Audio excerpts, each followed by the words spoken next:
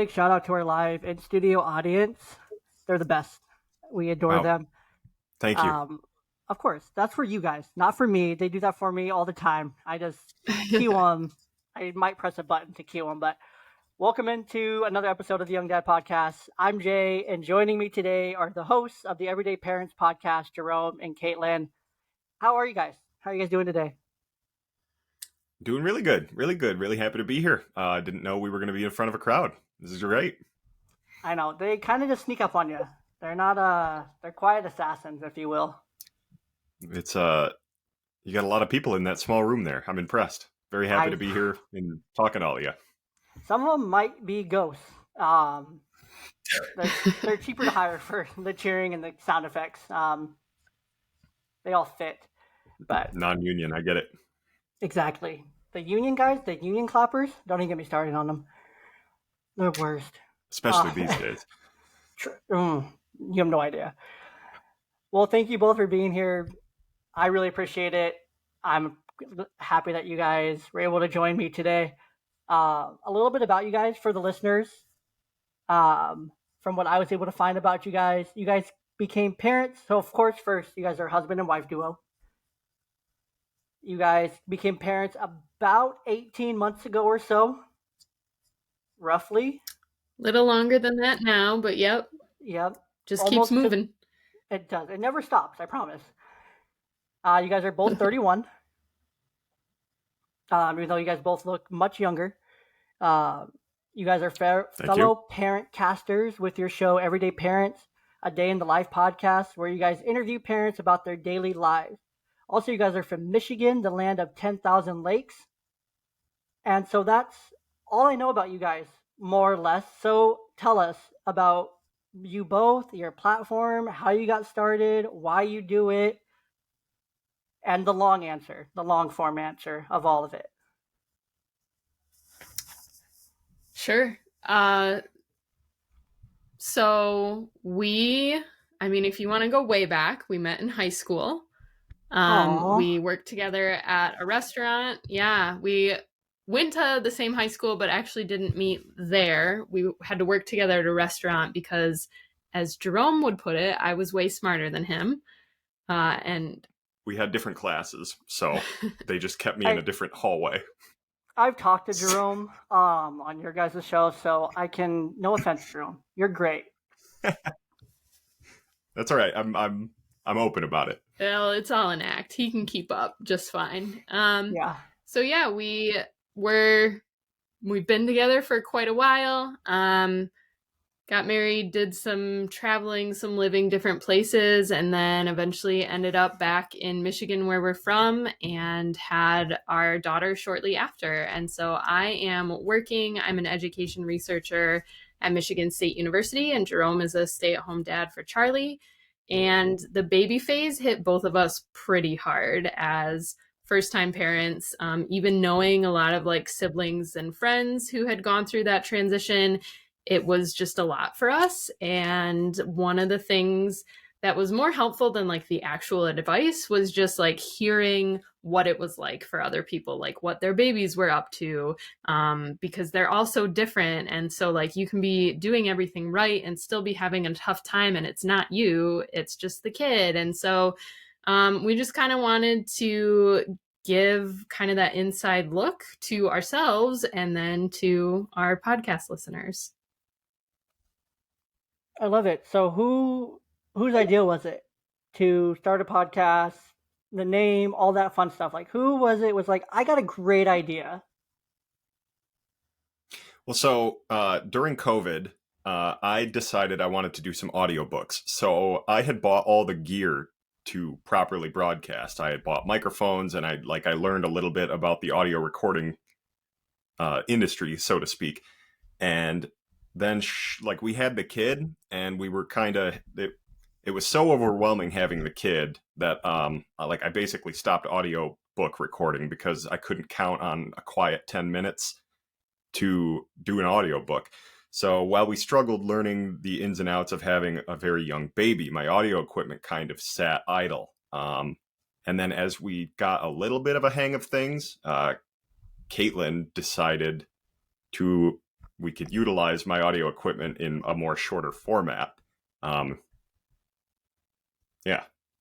And so, yeah. So it was kind of like a merging of I think I had the idea of interviewing people, and Jerome had the setup, and we workshopped the name for a long time. I remember sitting out on our back deck, like sifting through things. What was Jerome? My favorite part was coming up with names. I didn't you could say I was an unserious person about most of this. And she's a very hard worker and yes, she's very good at executing A, B, C, D, and on. So I was kind of like Raised and Confused was one he really liked. I love that. And I wouldn't let that one go. So it was almost Raised and Confused. Thank you very much. I support it's out there if anyone wants to nab it.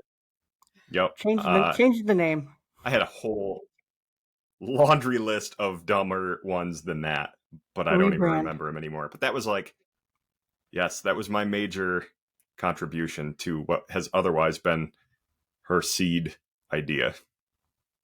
I'm like the Andy Richter to her Conan O'Brien, if anyone out there understands that. So might be a little sensitive right now with all the writer strike right now. We might not want to jump too far into that world. There I go again. I'm so sorry. I know that union talk. But for you guys, can't get away from it, even on the pod. I know you can never get away from it. So for you guys, becoming first-time parents. So a little context here. I became a dad. I was 20. Hold on. 22. I was just barely 22. My brother was, when he first became a dad, he was 19, 20. So we were young. You guys were, if I can math, about 29, 28, 29-ish. Yeah. Right? Yep, we were right into our third decade. So just barely, though. So what was that like? Kind of having all these years of life, being married, being together since high school. So you guys were together for about 10 years before having a kid? Right? Yeah. Maybe. Yeah. 13-ish. So when we did get together, like one of the things I remember being deathly afraid of when I was in high school was like, oh man, I'm going to ruin my entire life if I have a kid this young. And like, not that I was getting around a lot anyways, but it was like, if you knew someone that had gotten someone pregnant, or especially like right out of high school, you're just like, oh man, they are completely effed. They're done. Yeah. And I'm pretty sure like now everyone who had kids back then, like those kids are like all damn near out of the house. And I'm starting to think like that almost might be the way to do it, because we are just as ignorant now as we would have been when we were 18 on the subject. And so looking back, I don't know. I feel like it doesn't make a huge difference. Like personally, sure, I'm a little more mature, but I think you might be underestimating the difference in your personality between like that age and now. Mm-hmm. I don't know. Who knows, Yeah, or when that switch is significant enough to matter. But yeah, I don't know. That's just a thing I've kind of been chewing on, because like, yeah, we did pretty much like every orthodox, like proper, I don't know, we met in high school, we worked on a relationship and got married and got a house and did everything right, and then decided to have a kid. And I don't know. I'm not sure how much of those other steps made this easier. I don't know. Yeah, well, it's always interesting because it's like everyone kind of takes their path to it a little bit differently. Like for my first one, I was 21 when she got pregnant. We had been married for, I think, less than a year. She was 19 when our oldest daughter was born. Obviously, we're not together anymore. We're divorced, but thinking back, like that part of it, like you mentioned, Jerome, like doing the math, like I'm going to be in my mid to late 40s when both my kids are gone. Like, peace out, have fun. Unless I end up having another one in the next couple of years, which is a very real possibility. with like my current Yep. girlfriend and whatnot. Which is fine because I'll still And be then the under clock that. just resets. Yeah, pretty much. It's like, man, my oldest one's out of diaper. My youngest one's out of diapers. She's potty trained. She's sleeps in her own bed. She doesn't sleep in pull-ups anymore. Like, she's out of all the phases. No more sippies, no more bottles. She plays with babies instead of being one. So that's a step in the right direction, but which is okay. I'm okay with it. But anyways, like, do you feel like you're more advantaged now? Like, are you glad in hindsight, with everything, all things considered, glad that you guys waited until the point that you did, checking all the boxes, getting all the things done, and being in the spot that you were to have kids or just have a child? Yeah, I gotta imagine it's easier this way. Like we've, accumulated more resources and have, oh hell, I don't know. Like, why exactly is it important to go through those steps before you have a kid? Because like at any age, just like, you could be together with someone for 5 months, and then if you get married, you could be married for 60 years. Or if you're, with someone for 10 years and you get married, you could get divorced after like a year. I don't know. Yeah. I mean, I feel like we could have done it sooner, but Yeah, and that is mostly like the way she and I work together, and that, assuming this is such like a huge butterfly effect thing I replay over and over in my head again, where I'm like, my God, how could things be different? And I'd like to assume, or I'd like to imagine that I would be able to meet this challenge at any phase of my life, but I can't argue with the results of what we've got going now. So I would say, that we did it properly, and I think I'm all right with that. I think I would do it this way again. So far, how about I you? love it. yeah, but I mean, that's good. one of the things too. Like, I don't know, I feel like that's one of the things I've enjoyed about interviewing so many different people for our podcast is like everybody approaches it so differently and at different times in their lives or has different situations. Or one of my favorites is interviewing folks who are in blended families where like they had kids from prior relationships and then have formed new relationships and sometimes have had more kids with that new partner. And I love that perspective because I feel like there's so many people who are in the stages before that where they've split with the partner, they're a single parent, they're in that stressful period where they don't know what's coming next. And I love sharing those stories where it's like people have kind of come out the other side and they've formed these beautiful full lives and they're still, living it and raising their kids and enjoying it. So 100%. So, with kind of just for you, Jerome, before you were a stay-at-home dad, what for you was life like? And then for you guys together, like, what was life like before? Like, career-wise, work-wise, just life in general, like before a kid. If you remember those days, I know you guys have lost a lot of sleep. Memories kind of have faded since then. I get it. I do. More memories will fade. I promise. You're welcome. Um, but take us to like probably like the year or two prior versus to now, to where like Jerome, you're a stay-at-home dad. Caitlin, you're working. Like, what have those conversations been like to get you guys into your roles today? Yeah, so I have a lot of older siblings, and many of them, I mean, just because they're older, but they also like reached these phases of their life earlier than I did chronologically. And so in the years prior to us having Charlie, right? Like we had a pretty awesome life. I think Dinks is dual income, no kids. So we both had Yep. full-time jobs, and we would like, I don't know, every couple of years just like take huge vacations and go live fancifully in like different parts of the world. fancifully might be pushing it. There were a lot of Sure. very cheap hostels and 4 a.m. bus rides, but my siblings would look at me and be like, man, I wish I had done what you had done before, like I had like a career and stuff. So we also felt like we had gotten to see the grass on the other side, and we had actually kind of decided to have a kid right after coming back from one of those last trips. Now COVID chased us home from that trip. So when we came back, I didn't have a job, and it was like, all right, I could seek out another job, or the time just kind of feels right, and like I was perfectly fine doing the stay-at-home thing or giving it a try. What were you doing So before? that was when Just we curious.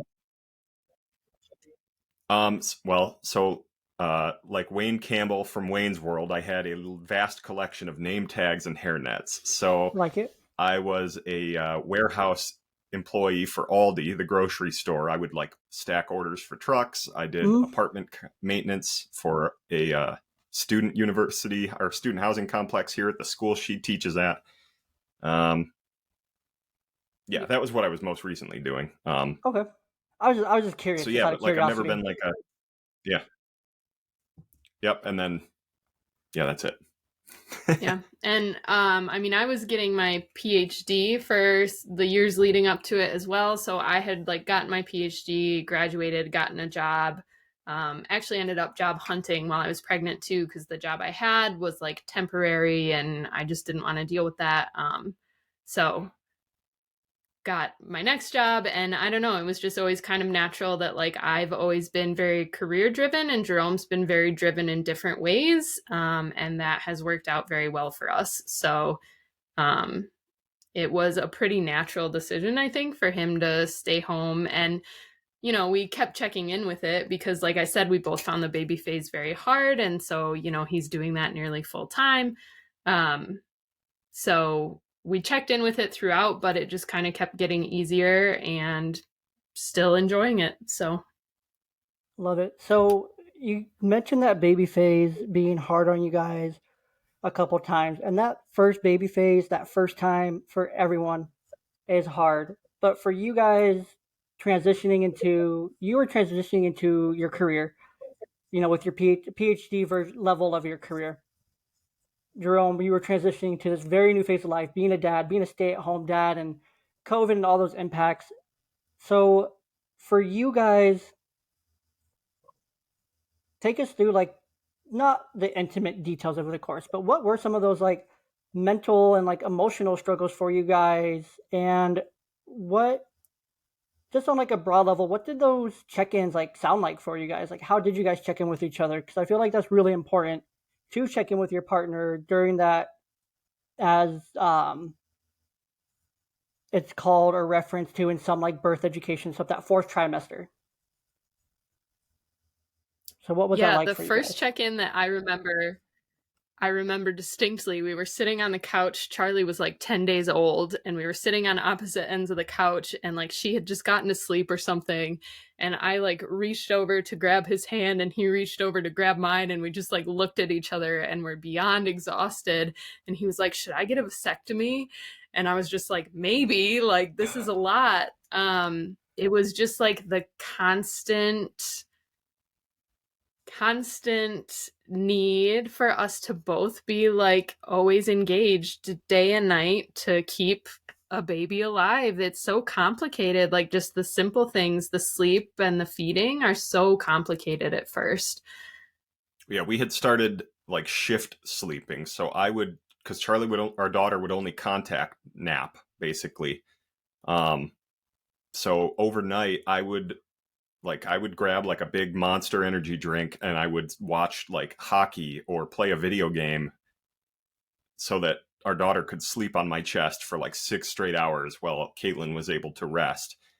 And then, you know, when Caitlin woke up, I'd drop the baby off. And so like we weren't even really seeing each other. I'd give Caitlin the baby and I'd go to sleep for like 5 hours, and then I'd get up and I'm like, how can I get you food because you haven't moved? Yeah. So it was just constantly like, I don't know, it was like just like a tag team boxing match or something, if those even exist, where like, but the guy we're fighting is just beating our ass. Yes. So But then I was lucky to have, like, by US standards, a decent maternity leave. So I had 12 weeks. So that's really that full fourth trimester. And things were easier by then. I was also lucky to be able to continue to work from home, especially because Charlie never, ever, ever took a bottle. She would only nurse. Didn't matter if I left the house for That's hard. a very That's long really period of hard. time. Yeah. So So by the time Jerome was like on full-time dad duty, we were a little bit more in the rhythm, and just kept kind of, I don't know, having periodic conversations in the evenings, again, looking at each other all exhausted and being like, how are you doing? Yeah, there were a couple times where I was like, I would be so visibly shook that she's like, do you just want to get a job and like we can figure out daycare or something? Like I think we had that serious conversation probably 2 or 3 times. But it never really lasted more than like a day for you. And that's where I was like, all right, yeah, I'll get a job. By the time I'm interviewing, I'll be over it or we'll be on to a new phase or something. So it was never bad enough that we decided to change course. But Jesus, I don't know. It's so hard to do anything or to feel anything when you just aren't sleeping. Yeah, it's hard. But things have gotten so much easier now that it's great. Honestly, it's completely flipped. It's a lot of fun, especially for the age that your guys' daughter's at. She really starts to, just like milestone-wise, she kind of starts to detach from Caitlin a little bit.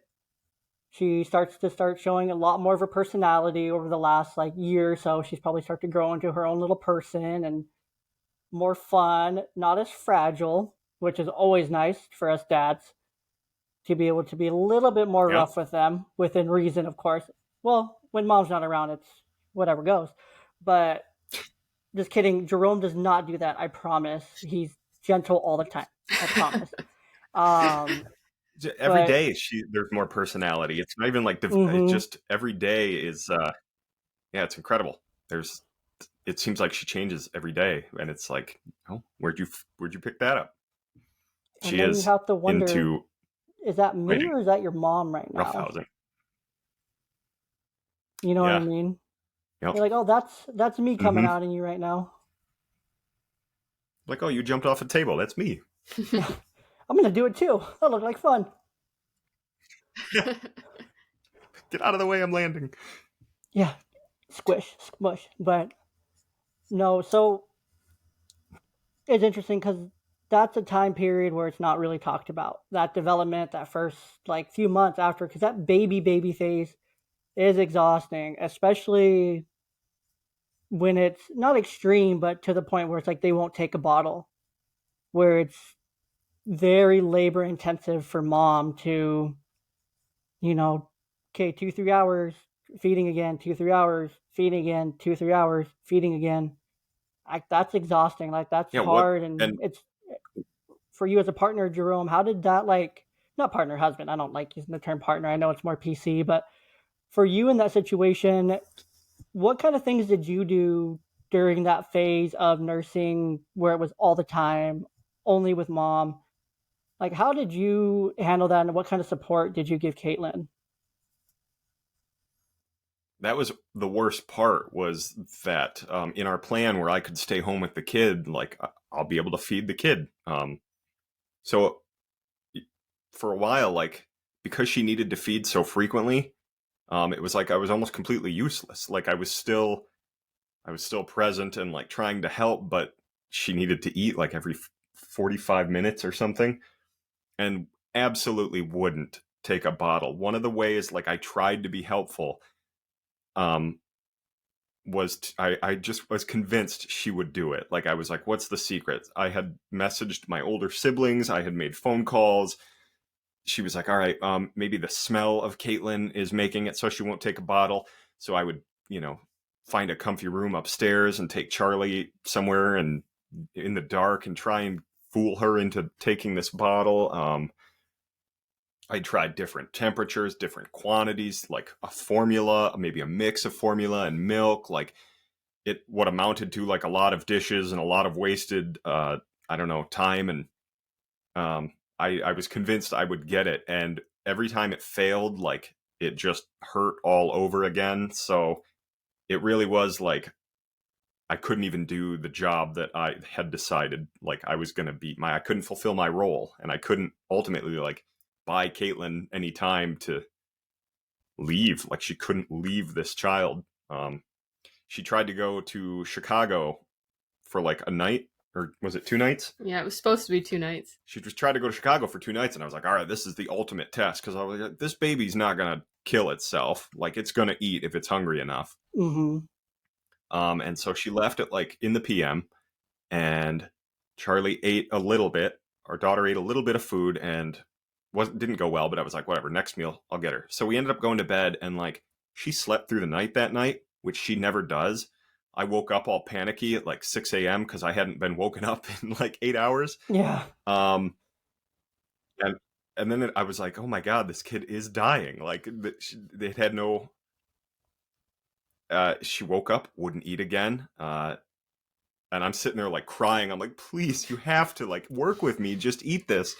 And she wouldn't. And it went so poorly that I had to call Caitlin and tell her, I'm like, you got to come home now. Like, I don't know how much longer this kid's going to make it. She hasn't eaten in like 18 hours. Oh, that's the thing. When she did wake up, like, her diaper was dry, which had never happened before. So she wasn't peeing. She wasn't eating. She honestly seemed like lethargic. I was like, oh shit, she is just going to shut it down. So I was like, drive very carefully and come back here and we'll try again. And Jesus, she just never took the bottle. So, you know, if Caitlin's strapped to the couch feeding this kid, I was like, all right, well, what can I get you? What can I do? What do you need? Set up Netflix and bring me food. Yep. Can I charge your controller while you're sitting there? And like, so that was the best way I could, other than continue trying. I kept trying and trying. And then eventually the day came where Charlie would like eat applesauce and mashed potatoes. And then I slowly got more and more to the point where I could be more useful, and made me feel a lot better because, it was like just the smallest glass ceiling in the world where I was like, I know what I got to do. They won't let me. So that sucked. That was really hard. Yeah, no. And I can remember some of those nights where the bottle didn't work or the feeding didn't work, and a lot of tears were shed. Can agree with you there. It's a very... the kid would want to wake up in the middle of the night to be fed, and like, I couldn't do that, so Caitlin couldn't sleep through the night. Like, it just manifested itself in every facet of our day, and it made for a hard little while. Yeah, no, it's not easy, that's for sure. So for you guys now, kind of being almost at the 2-year mark, coming up on that mark now, what have you guys done just as a couple to, stay connected through this phase, work and then the stay-at-home life? And how do you guys connect, and what kind of changes have you seen in your guys' relationship with like the baby and going through these different phases? We're really lucky that my mom lives relatively nearby, and Charlie is her only grandchild in the state, so she is always willing to come watch her for us to go get a date night. Even when Charlie was like 2 weeks old or something, she sent us out just down the road to grab a drink. So we're very lucky to be able to grab like time together that way pretty easily. We also, with me still mostly working from home, most days we have lunch together. So Charlie naps around our lunchtime. So Jerome puts her down, he makes lunch, and then he just calls me down from my office, and I get to go down, and we usually watch a show together and have lunch together.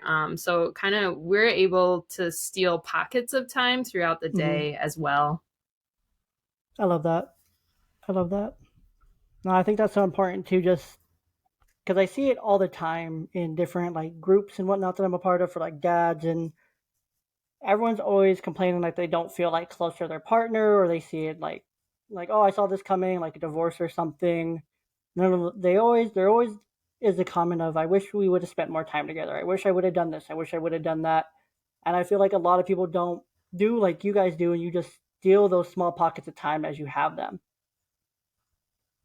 Because I mean, ultimately, that's all you get. It's so hard though to balance, like, yeah, it's hard to balance like your time for yourself as an individual and your time with your partner, because, you know, if you have your own hobbies and interests, like when are you going to get to do that, or just time to decompress and be alone? I mean, in, you know, our experience interviewing people, pretty much every evening, like couples will have shows that they watch together. Like that's kind of like the thing that they'll do with that time after the kids go to bed. But there are couples who like have skewed schedules, and so they don't get that time and they have to find it or make it elsewhere, or I don't know what they do in that case. Yeah, I think in those cases that a lot of time it just doesn't happen, you know, because it doesn't happen. If it's not built in, or it's not given in a way that, I mean, if they have more than one kid, they're making it happen somehow. that's very true. I mean, you got to fall asleep at some point, and you'll be in the same bed at one point or another at some point. But I mean, they still make it happen. But at the same time, like, that's just one part of it, you know? It's not connecting in all those other ways that are so vital to a relationship, you know?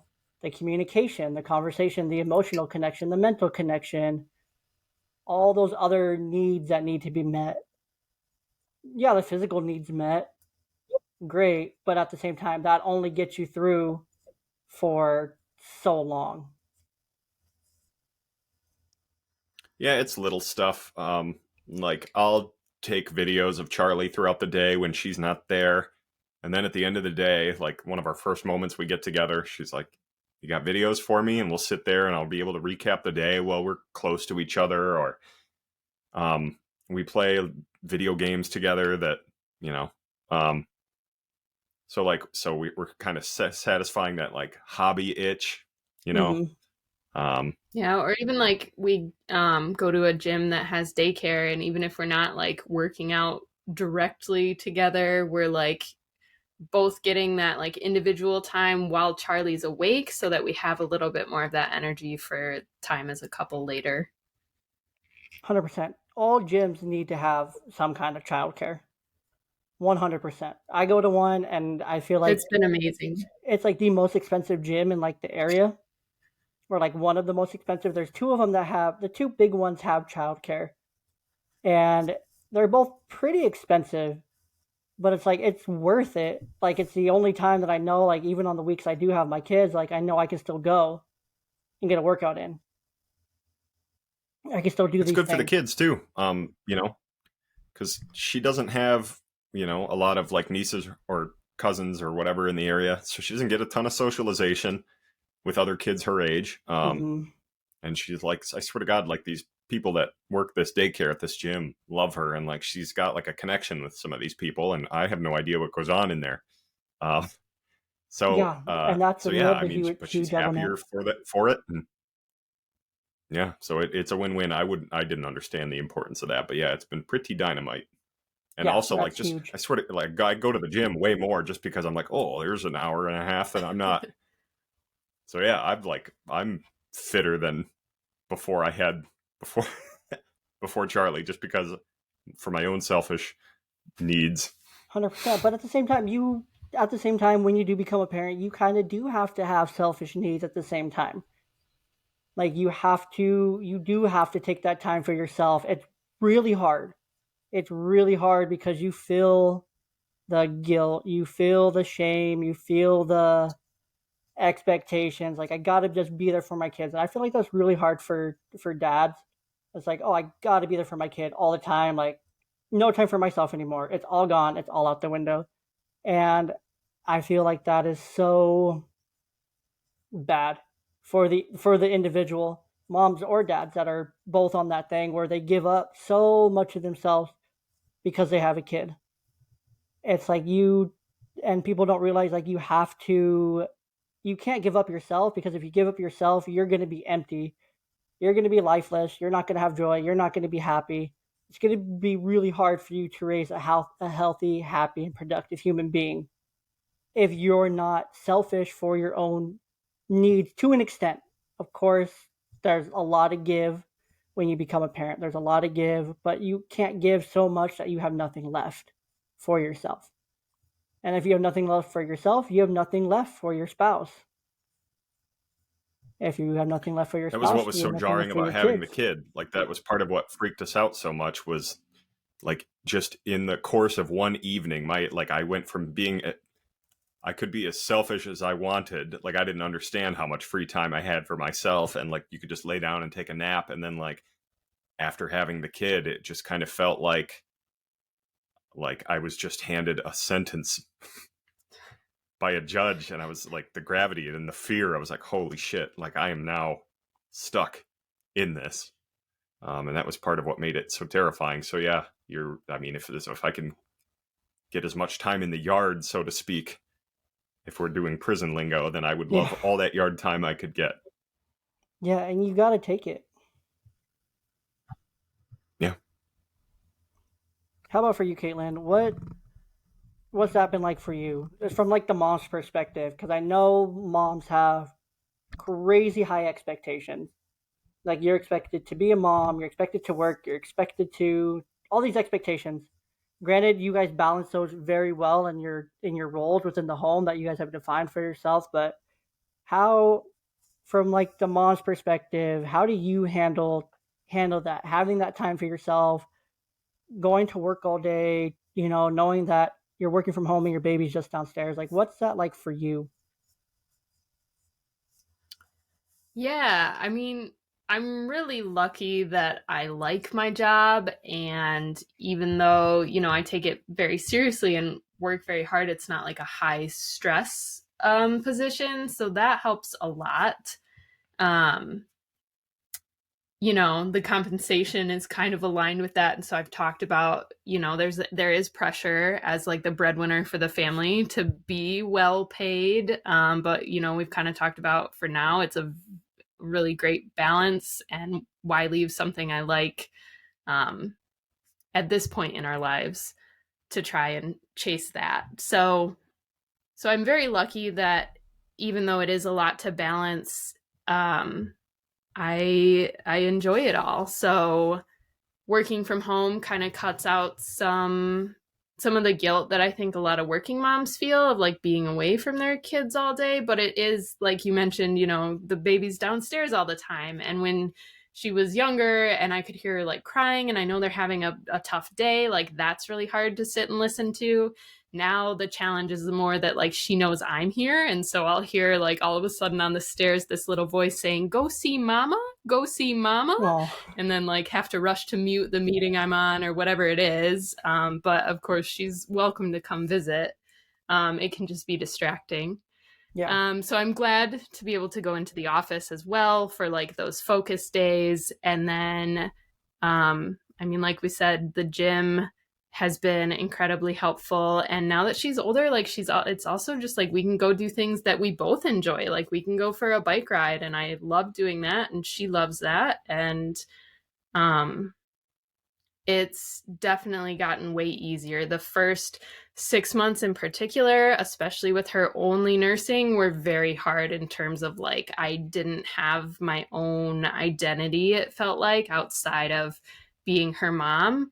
But I feel like I've really kind of grown back into that now. And right now we're at a balanced place. But the thing about balance is it's like a verb. It's always changing. So Very true. Okay, so just one last to kind of start us wrapping up here.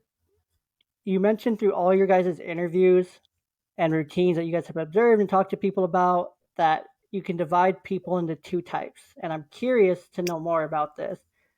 The ones who wake up before their kids and the ones who don't. Because I recently had a conversation at work about this. And for my coworkers who are pretty much all female and moms, they all say that, oh, you don't wake up before your kids because you're a dad. Like, that's just a dad thing. So I'm like, well, sometimes I wake up before them, but yeah, not always. But please take me into that because I'm very curious.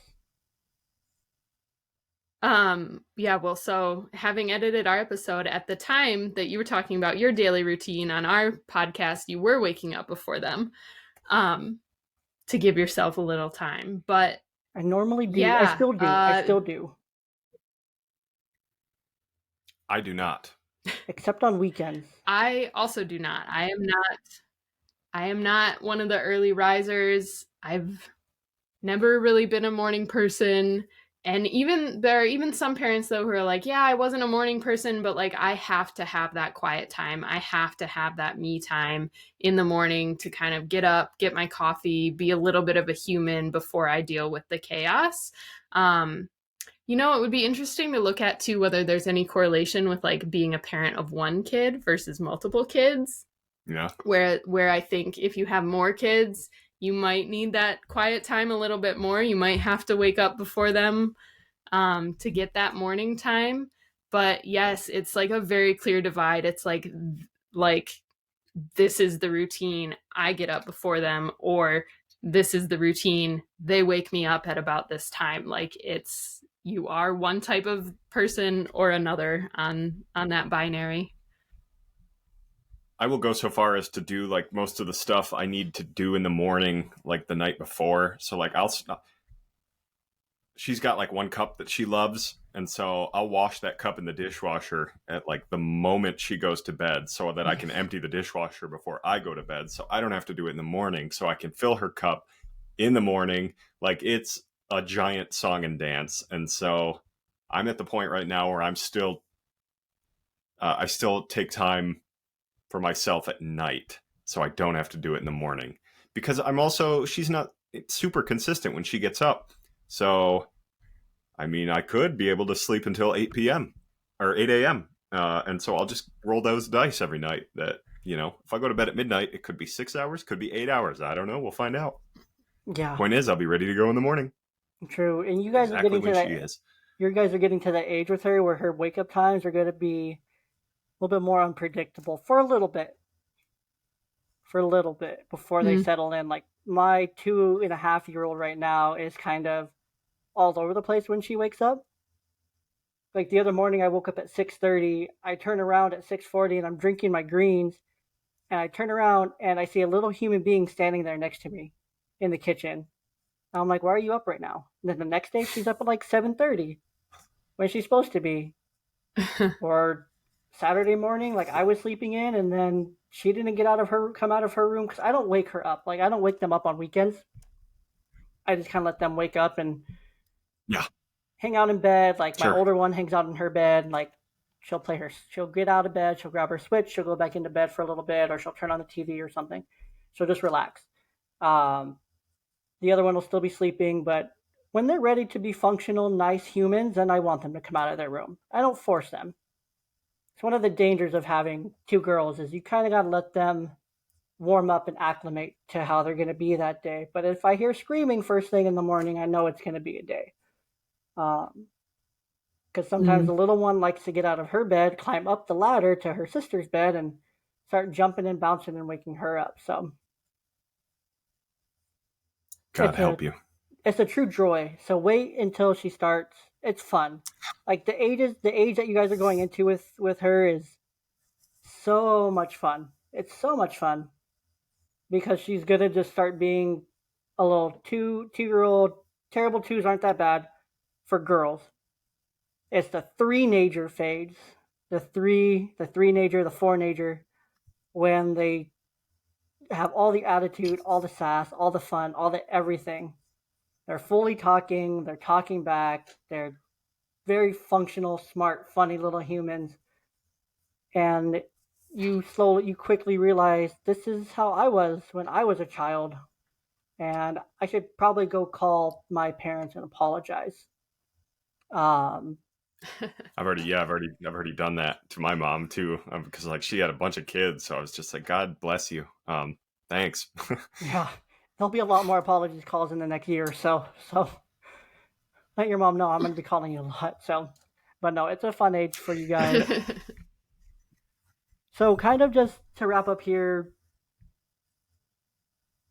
if you guys had to leave just one kind of like parting wisdom or the thing that you would want new parents to know or parents who are struggling know from everything that you guys have gone through and learned from your podcast and whatnot, what would that parting wisdom be? I would say, especially in that first year, everything is a phase. Yeah, it might suck right now. That's legitimate. But it won't be like that forever. And every baby is so different. You're not doing it wrong. Feeding them and their sleep is just so complicated. It's a mystery. It changes all the time, which loops back to that first point of it's all a phase. Yeah, I don't think we talked to a single person who felt competent.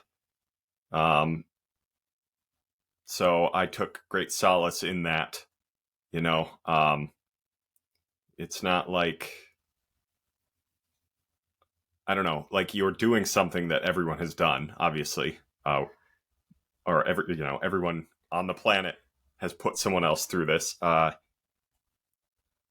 I don't know. I know that no one we had talked to felt like they knew what they were doing the first time, the second time, or the third time. I think we've spoken to a few that had it down by the fourth. So maybe if you're on your fourth one and you're struggling, I don't know. You've got some runway to play with, and that helped me a lot. Just knowing that everyone's dumb like me. 100%. I love it. Yeah. I can attest to both of those things. Like you said, Caitlin, it's phases. It's not going to last forever. It's not. And kids are going to keep going through phases. Your daughter's going to keep going through phases. Some things will last an hour. Some things will last 10 months. Different obsessions and things like that. And what she's into, what she's not into, and it'll constantly change. Like I remember we had a huge Toy Story phase that lasted for like a year plus. And then Frozen took over. And now it was Bluey, and now it's the Thundermans on Netflix. It's like the show and like what we're watching. Before that was Phineas and Ferb. Like they're phases. Like kids go through these different things. They're interesting. And like you said, Jerome, like none of us have a clue what we're doing at all when it comes to this parenting thing. But we're all doing our best, and I think doing your best is enough. And that's like you said, take solace in it that no one has it figured out. No one can do it alone. And we're all here to help each other. We're all here to support each other. And as long as you're doing it and you're waking up every day and your kids are healthy, happy, and having a good time, you're doing something right. That, don't measure yourself, don't compare, but take solace in that. 1, 2, 3. Maybe the fourth is the key. I'll let you know if I get there. Or if you guys beat me to having 4 kids, and let me know if you guys get it figured out by then. So, yep. That's a good point. If you think about, like, I'm used to the idea of phases as like an expression of personality. Like we're old enough to remember the phases we went through as like, teenagers or youth. And I guess I never really considered like Charlie's phases being just temporal like that. Like it's not an expression of her personality, but her biology. Mm-hmm. And I guess if you take that a step further, you're talking to me in my own kind of phase at this moment. And so I... Just for like us her, at our age, we go through we'll get eras. through this. We go through eras. Right. Okay. Yes, I like this. I'd never really thought of this track before, but that's interesting. I'm going to chew on that. Yeah, it's interesting when you think about it. You think about yourself, and then you put it into like a little kid version, and you're like, okay, that makes more sense. And you kind of just start to, like you said, I like the way you say that. You chew on it for a little bit, it all starts to make sense. It slowly starts to make sense. Like kids are crazy, they're fun, but they're really not that complicated at the end of the day, because they're little versions of you guys. They're little versions. My kids are little versions of me. Charlie's a little version of you guys, and so you can predict these things. You can see how they're going to play out. You can see different personality traits. Like, okay, that's more. Jerome's like, okay, that's not me because I'm not like that at all.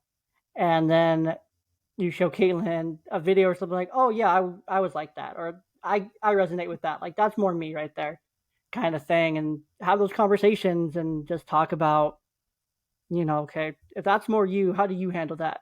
And being a girl dad, it's not for the faint of heart. So you're 18 months in, roughly. You got this. Being a girl dad is the best. It is the absolute best. I can't speak for being a girl mom. I'm not a mom, but being a girl dad is phenomenal. Get some like girl dad shirts and hats. You won't regret it. They're so fun.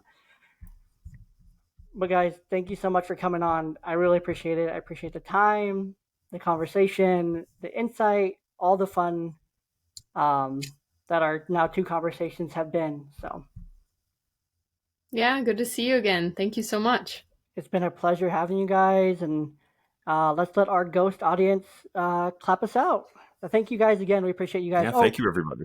Before our audience claps us out, tell all the people where they can find you guys on social media. Yeah, most active on Instagram at Everyday Parents Pod, but you can also find us on Facebook, Everyday Parents Podcast, and on Twitter at Everyday Parents with a Z. Are you guys on the threads? I haven't jumped into threads yet. Jump on the threads. We're not bold. It's fun. It's a good time. I've been I like to copy and paste things from dad's groups over to threads just to try to like get engagement and stuff. It's really interesting. Threads is fun. Sure. You're not copying anything or anyone. Well, maybe we'll see you there. You will. Join me over on Threads. It's super fun. But again, guys, thank you so much. It's been a lot of fun. Yeah.